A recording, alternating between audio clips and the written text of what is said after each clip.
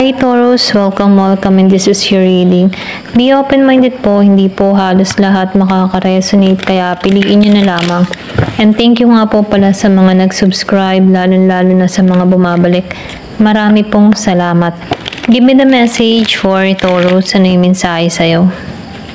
Give me the message for Taurus, ano yung mensahe sa'yo?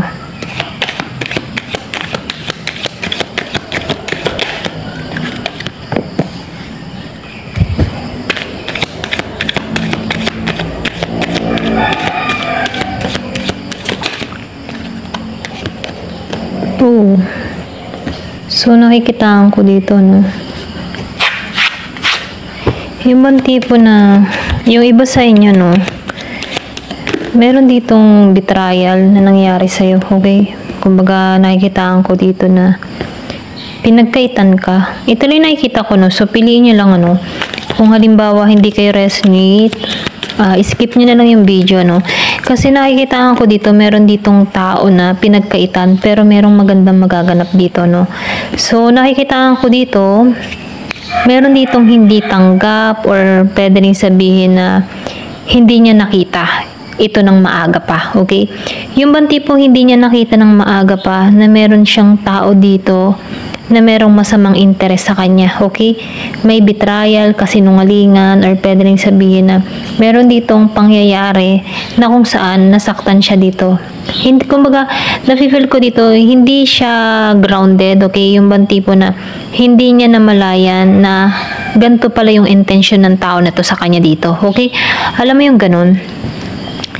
Nafe-feel ko dito na pwedeng naive to, kumbaga, nakikitaan ko dito na siya yung tipo ng tao na once na merong nakilala, panatag siya, okay? Yung ganun ba? Yung bang tipo na inosente, okay? Maybe, itong tao nito, nafe-feel ko dito na lumapit to sa'yo na wala kang idea sa intention nito, okay? Hindi mo alam na meron tong hidden na nakatago kung bakit siya lumapit sa'yo, kung bakit siya dumikit, ano, or nagkaroon ng interest sa'yo, okay? Okay? Ito na yung nakikita ko, meron ditong mapapala sa'yo kung bakit siya dumidikit, kinuha yung loob mo, mga ganyan. Pwede rin sabihin na ikaw yung tipo ng tao na mapagbigay, sinamantalan ito, okay? Pwede rin karelasyon, katrabaho, kaibigan, ano, or na meron ditong tao na nagtaksil sa'yo na hindi mo akalain na magagawa niya to, okay? Pero ganun pa man, nakikitaan ko dito na ikaw, yung iba sa inyo kahit ginawan ka ng tao nito, ikaw yung tipo ng tao na mababa ang loob, ano? Kumbaga malawak yung pangunawa mo. Nafe-feel ko dito, sinawalang bahala mo na lang to at parang nanahimik ka na lang dito. Ito lang yung nakikita ko sa iyo, no? Kahit na nakikita ko dito na yung bang tipo na hinayaan mo na lamang to, okay? Kumbaga, maybe, kaya mo ginawa to para wala ka na rin masyadong isipin or pwede rin sabihin mas pinoprotektahan mo na lang din yung kaisipan mo, ayaw mo ma-stress, ano. Kaya nakikita ko dito kahit may nag-traitor sa'yo, isinantabi mo na lamang to at ipinagpasa Diyos mo or isinawalang bahala mo na lamang to, okay? Kumbaga nakikita ko dito na ikaw, naniniwala ka kasi sa karma, ganun. Kaya nakikita ko dito na isinantabi mo na lang to, hinayaan mo na lang to at hindi ka na lang dito nagpa-pressure, ano. Ito lang yung tipo na hindi ka nagalit kasi maybe ikaw yung tipo ng tao na kalmado, ayaw mong magalit, ayaw mong ma-stress, kaya isinantabi mo para wala ka ng problema dito, okay? Pero nakikita ko dito na isiwalat ito sa'yo, okay? Kung sino to. Kung meron ka mang kadiling dito na Gemini, Aquarius, and Libra, ano. So, meron ditong pagtataksil na nangyari na kung saan, ano, pinanghinaan ka dito sa 7 of Wands. Kumbaga wala kang lakas, wala kang katatagan sa nangyaring ito. Pero ganun pa man, mas pinili mo dito yung i-relax yung isipan mo, magpahinga, ganun. Kumbaga dinedma mo na lamang to. Kumbaga alam mo na binitray ka pero dinedma mo na lang to at hinayaan mo na lamang to. Ganon. Ganon yung energy, no? Pero ganun pa man, ano, nakikitaan ko dito, meron ditong malaking biyaya sa iyo, no? Meron ditong balance na parating. Kumbaga nakikitaan ko dito sa The Star, ano? Kasi may panlulokong ginawa, alam mo na niloko ka dito pero tinapon mo na lang siya dito. Alam mo yung tipong gano'n. Hindi ka nakipaglaban, nakipag-away, nakipagdiskusyonan. Mas pinili mong manahimik at itinapon ito. Ganun ba? Okay? So, nakikita ko dito, yung bang tipo na yung tubig na nasalo mo or yung tubig na nakuha mo dito, madumi na, so tinapon mo na lamang to at nagsalop, yung parang nagkuha ka ulit ng panibagong tubig dito na alam mo, mas clear, okay? Mas sa ikabubuti mo. Ito lang nafe-feel ko, no? So, nakikita ko dito, meron man ditong nanloko or nagbigay ng pasakit sa'yo or nagbetray sa'yo, pero tinapon mo to. Ito lang nafe-feel ko, no? Hindi mo to sinakop, okay? Kumbaga, hinayaan mo na lamang to at kumuha ka ng panibago or pwede rin sabihin na mas pinili mo dito yung kapayapaan mo. Okay? Kumbaga, nakikita ko dito na nagiging ka lang matalino sa desisyon, okay? Ayaw mong kumbaga, nilayuan mo na rin dito yung mga toxic, ganyan, okay? Ito lang nafe-feel ko, mas pinipili mo yung kapayapaan mo. Ayan. Kasi nakikita ko dito na ayaw mong magpa-apekto, okay? Alam mo na kung sino yung totoo o hindi sa'yo. So, hinayaan mo na lang to, okay? Ganun siya ganun. Ganun lang yung energy mo, okay? Kumbaga, pinaubaya mo na lang ang lahat sa taas, okay? Kasi meron ka dito kahilingan na matutupad, okay? Hinayaan mo na lang to, okay? Pinaalis mo or lumayo ka dito. Ganun lang yung energy, no? Meron ditong message. Doon sa iba, meron ditong mensahe kang marireceive. Pwedeng sa tao na to, okay? Yung iba sa inyo, pwedeng magparamdam mo dito sa'yo kung tinanggalan mo to, no? Kasi nafe-feel ko tinanggalan mo to, okay? So, meron ka ditong yin. So, meron Taurus dito. Pwedeng meron kang kadiling Taurus din, Cancer, Scorpio, Virgo, Capricorn, and Pisces. Kumbaga, nakikitaan ko dito na ikaw, nagiging kang patient, okay, sa magiging resulta ng ginagawa mo. Pwede rin mas pinipili mo dito yung pangarap mo or mas nakatuon ka sa goal mo, okay? So, nakikitaan ko dito malakas yung kutob mo, malakas yung intuition mo. Kumbaga, meron kang pangunawa sa sitwasyon. At nakikitaan ko dito, malawak yung pangunawa mo, okay?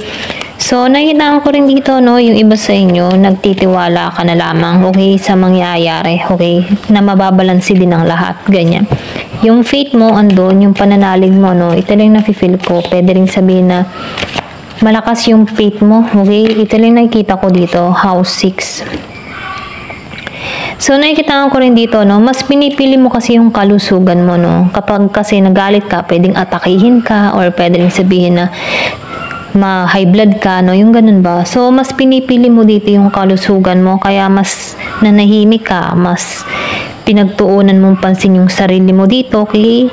So, nakikita ko dito, ikaw nakatuon ka sa daily life mo, okay? Sa routine mo, araw-araw, practical kang tao. So, nakikita ko dito, meron kang ipapublish or meron kang gustong gawin dito, no? Yung iba sa inyo, meron ditong itatayo, meron kang plano, pwedeng business, yung pang solid foundation.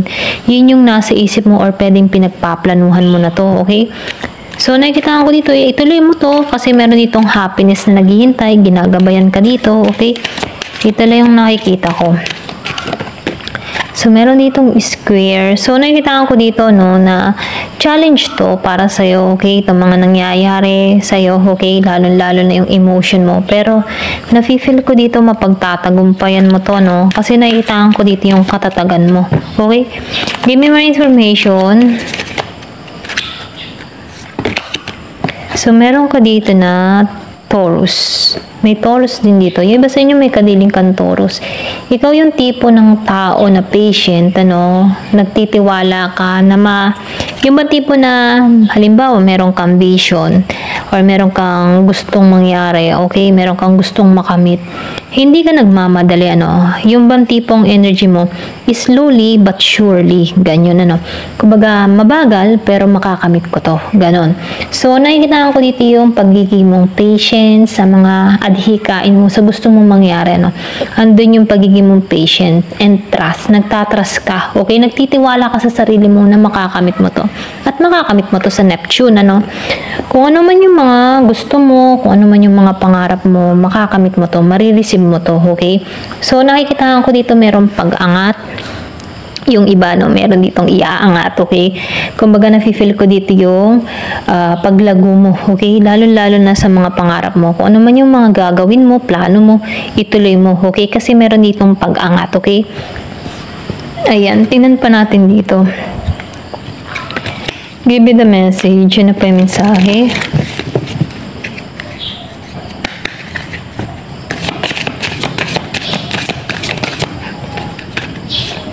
So, meron ka ditong empathy. So, nakikita ko dito yung pagiging mong empath, ano. Kumbaga, nakikita mo ang sitwasyon. Nakikita mo ng malinaw yung nangyayari. Okay? Kumbaga, meron kang pagka-psychic, ano, or malakas yung intuition mo.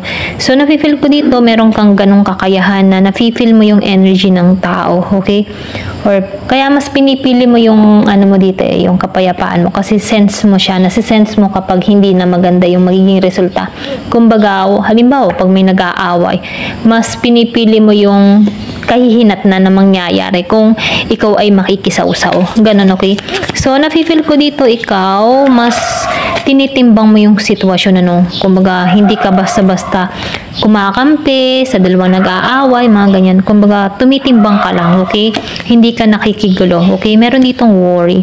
So, nakikita ko dito, natutunan mo kasing pag-aralan yung mga alalahanin, okay? Natutunan mo yan. Kumbaga, binago mo yung sarili mo, no? Kumbaga, yung sinabi ko nga kanina, hindi ka basta-basta napanig sa dalawa kasi tinitingnan mo yung kahihinatnan, okay? So, meron ditong worry na kung saan ayaw mo magkaroon, ayaw mo masakop yung halimbawa, problema na iba, makikisawsaw ka pa. Hindi yung, ikaw pa yung mag-aalala. So, ikaw, mas tinitingnan mo yung kahihinatnan kaya hindi mo inaano yung sarili mo sa ganung sitwasyon, okay? For example, ano, ito na yung nakikita ko. So, marami kang natutunan, okay, na pag-aralan mo yung sarili mo, okay, kung saan mo ipapasok yung sarili mo, okay, dito sa ganitong sitwasyon, okay, kumbaga hindi ka nanghihimasok sa buhay ng iba, ganon yung energy mo, no.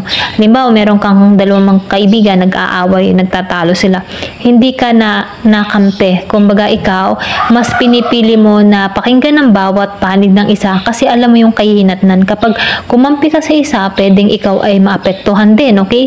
At alalahanin yun para dun sa isa, okay?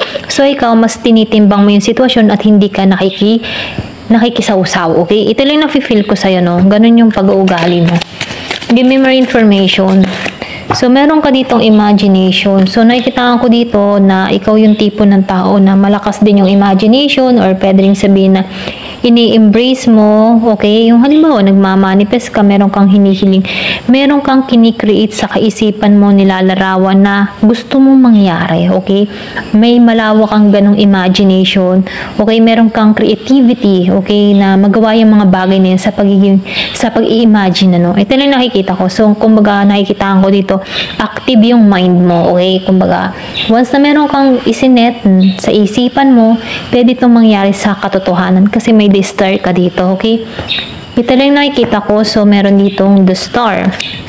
Ayan, so tingnan natin dito, ano ba yung mensahe sa ni God, okay? Ni Papa Jesus. So nakikitaan ko dito, no, ikaw yung tipo ng tao na alam mo yung tipo na ini-embrace mo lahat ng pagbabago. Ini-embrace mo yung buhay. Kumbaga nakikita ko dito, alam mo yung purpose mo sa buhay mo, no? Kumbaga meron ka nga, pag may sinet ka sa kaisipan mo, yun yung gusto mong gawin. Ganun ka, okay? So meron ka dito na Matthew 9:22. Be of good comfort, your faith has made you whole. So nakikita ko dito na ikaw yung tipo ng tao na alam mo yung tipo concern ka sa kapwa mo, okay? Kumbaga ramdam mo kasi may pagka-impat ka. Kumbaga, ikaw yung tipo ng tao na madaling mapalagay sa yung tao dahil sa mga magagandang sinasabi mo or pwede rin sabihin ikaw yung tipo ng tao na magaling mag-advise, ano, na kung saan ito yung tinuturo sa'yo, okay? Kumbaga, tinuturuan ka ni God na maging mabuti sa kapwa, okay? Kumbaga, yung faith mo, ito yung bumubuo sa'yo, okay? Sa buo mong pagkatao, sa mundo mo, ito yung bumubuo sa'yo. So, nakikita ko dito, meron ditong magandang parating sa'yo na kung saan, ano, good yung mga parating, ano, kasi nakikita ko dito yung faith, pananalig mo, okay? Kay God. So, manalig ka lang at magtiwala sa Kanya kasi meron ditong magandang mangyayari at magaganap sa'yo sapagkat nasa iyo ang bituin, okay? Ito lang yung mensahe. Ayan. Thank you for watching. Love and peace.